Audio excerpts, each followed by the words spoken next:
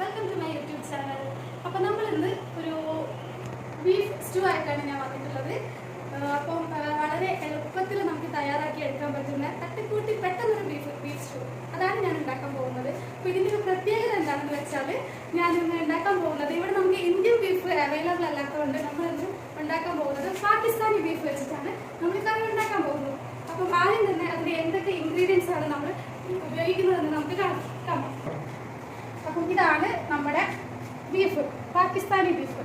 പിന്നെ കുറച്ച് ഉരുളക്കിഴങ്ങ് കട്ട് ചെയ്ത് വെച്ചിട്ടുണ്ട്, ഒരു സവാള, ഒരു 1.5 ടീസ്പൂൺ വെളുത്തുള്ളി, ചെറിയൊരു കഷ്ണം ഇഞ്ചി, 2 പച്ചമുളക്. പിന്നെ ഇത് ഞാൻ തേങ്ങ മിക്സിയിൽ അരച്ച് വെച്ചതാണ്. സാധാരണ നമ്മൾ സ്റ്റൂ ഉണ്ടാക്കുമ്പോൾ തേങ്ങ പാലാണ് യൂസ് ചെയ്യാറ്. പക്ഷേ നമ്മൾ കുറച്ച് എളുപ്പത്തിൽ ഉണ്ടാക്കുന്നത് കൊണ്ടും കറിക്ക് കുറച്ച് കട്ടി കിട്ടാൻ വേണ്ടിയിട്ടും നമ്മളിവിടെ തേങ്ങ അരച്ചിട്ടാണ് മിക്സ് ചെയ്യുന്നത്. അപ്പോൾ ഇനി നമുക്ക് സ്റ്റാർട്ട് ചെയ്താലോ? അപ്പോൾ ഞാനിവിടെ കുക്കർ എടുത്ത് റെഡിയാക്കി വെച്ചിട്ടുണ്ട്. അപ്പോൾ നമ്മൾ ആദ്യം ഈ കുക്കറിലേക്ക് നമ്മൾ ബീഫ് ഇട്ട് കൊടുക്കുന്നുണ്ട്. അതിനുശേഷം നമ്മൾ അരിഞ്ഞ് വെച്ചിട്ടുള്ള വെളുത്തുള്ളി, പിന്നെ ഇഞ്ചി, പിന്നെ ഒരു 2 പച്ചമുളക് ഞാനിങ്ങനെ ചീന്തിയിട്ട് ഇട്ട് കൊടുക്കുന്നുണ്ട്.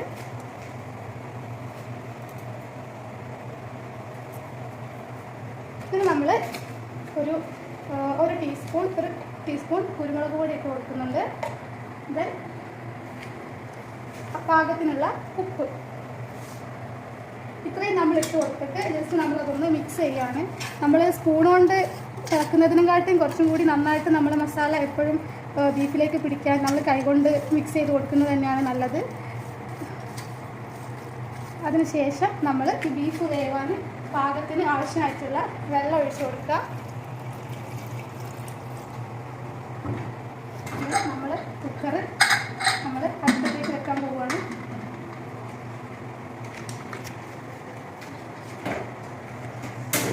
അപ്പോൾ അതവിടെ കിടന്ന് വേവട്ടെ. അപ്പം അതിന് മുമ്പ് എനിക്ക് പറയാം, അതാവുന്നത് വരെ നമുക്ക് വെയിറ്റ് ചെയ്യാം. എനിക്ക് പറയാനുള്ളത്, എൻ്റെ ചാനൽ ആദ്യമായിട്ട് കാണുന്നവരാണെങ്കിൽ ലൈക്ക് ചെയ്യുക, സബ്സ്ക്രൈബ് ചെയ്യുക, ഫോളോ ചെയ്യുക. അപ്പം നമ്മളെ കുക്കർ ഇപ്പോൾ ഏകദേശം ഒരു 7 വിസിൽ വന്നിട്ടുണ്ട്. അപ്പോൾ നമ്മൾ ബീഫ് വെന്തോ എന്നുള്ളത് നമുക്കൊന്ന് തുറന്നു നോക്കാം.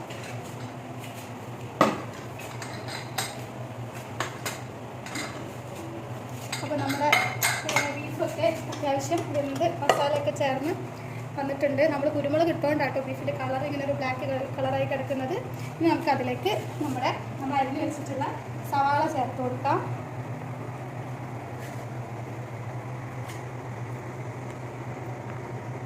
പിന്നെ നമ്മുടെ ഉരുളക്കിഴങ്ങ്,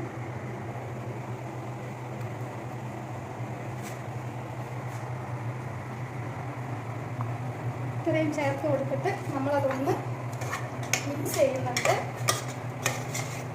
മിക്സ് ചെയ്തിട്ട് നമ്മളൊന്നുകൂടെ പാകത്തിന് ഉള്ള വെള്ളം ഒഴിച്ചു കൊടുക്കുന്നുണ്ട്. വെള്ളം ഒഴിച്ചു കൊടുത്ത് നമ്മളൊന്നും കൂടി നമ്മുടെ കുക്കർ അടച്ച് വെച്ച് നമ്മുടെ ഉരുളക്കിഴങ്ങ് വേവാനുള്ളൊരു പാകത്തിന് വേണ്ടി മാത്രം നമ്മളൊന്നും കൂടി കുക്കർ അടച്ച് വെച്ച് അടുപ്പത്തേക്ക് വെക്കുന്നുണ്ട്.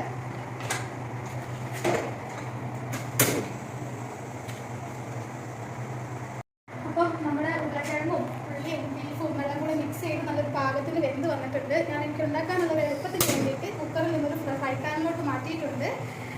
അപ്പോൾ ഇത് നമുക്ക് ബാക്കി നോക്കാം അല്ലേ? അപ്പോൾ നമ്മുടെ ബീഫും ഉരുളക്കിഴങ്ങും നല്ല പാകത്തിനായിട്ടുണ്ട്.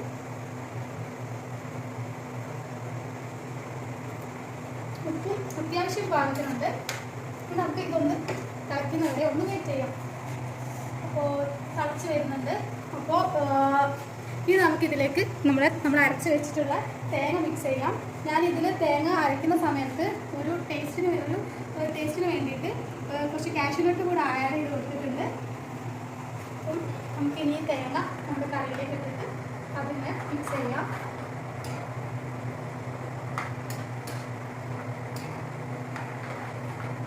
പിന്നെ ഞാൻ പൊതുവേ ഈ ബീഫ് പോലുള്ളതൊക്കെ ഉണ്ടാക്കുമ്പോൾ ഞാൻ അധികം ഇതിലേക്ക് എണ്ണ ആഡ് ചെയ്യാറില്ല.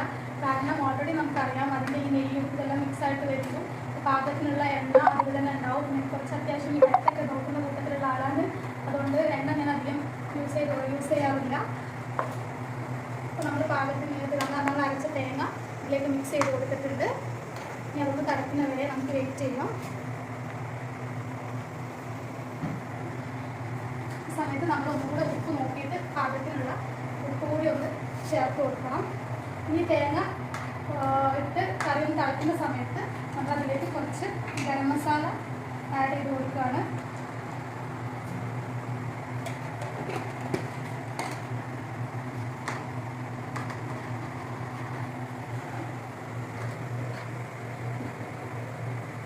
ഇതിനോടൊപ്പം തന്നെ നമ്മളിലേക്ക് കറിവേപ്പില, കുറച്ച് മല്ലിയില അരിഞ്ഞ് വെച്ചത് ആഡ് ചെയ്ത് കൊടുക്കുന്നുണ്ട്. ഈ കറി നന്നായിട്ടൊന്ന് തിളച്ചതിന് ശേഷം, തേങ്ങ ഇട്ടതിന് ശേഷം കറി അധികം തിളയ്ക്കേണ്ട ആവശ്യമില്ല, ചെറുതായിട്ടൊന്ന് തിളച്ചാൽ മതി. തിളച്ച് നന്നായി മിക്സായി വന്നതിന് ശേഷം നമുക്ക് ഓഫ് ചെയ്യാം. അപ്പം അങ്ങനെ നമ്മുടെ പാകിസ്ഥാനി ബീഫ് സ്റ്റൂ ഇവിടെ റെഡി ആയിട്ടുണ്ട്. അപ്പം എൻ്റെ വീഡിയോ ഇഷ്ടപ്പെട്ടെങ്കിൽ എല്ലാവരും ലൈക്ക് ചെയ്യണം, കമൻറ്റ് ചെയ്യണം, ഷെയർ ചെയ്യണം. ഇതുപോലെയുള്ള വീഡിയോകൾ ഇനിയും വരുന്നതായിരിക്കും. അപ്പം എൻ്റെ വീഡിയോകൾ കാണുന്നതിന് വേണ്ടിയിട്ട് എല്ലാവരും ബെല്ലൈക്കൺ ക്ലിക്ക് ചെയ്യാൻ മറക്കരുത്. അപ്പം പെട്ടെന്ന് നമുക്ക് വീട്ടിലെ ഗസ്റ്റൊക്കെ വന്നു കഴിഞ്ഞാൽ നമുക്ക് ഒരു 10 മിനിറ്റ് കൊണ്ട് അല്ലെങ്കിൽ അങ്ങനെ പെട്ടെന്ന് നമുക്ക് തയ്യാറാക്കിയെടുക്കാൻ പറ്റുന്ന ഒരു കറിയാണത്. അപ്പം എല്ലാവരും ട്രൈ ചെയ്ത് നോക്കുക. ട്രൈ ചെയ്തിട്ട് നിങ്ങൾ അഭിപ്രായങ്ങൾ കമൻറ്റ് ചെയ്യുക, എന്നെ അറിയിക്കുക. അപ്പം അടുത്തൊരു വീഡിയോ വരുന്നവരേക്കും ബൈ ബൈ.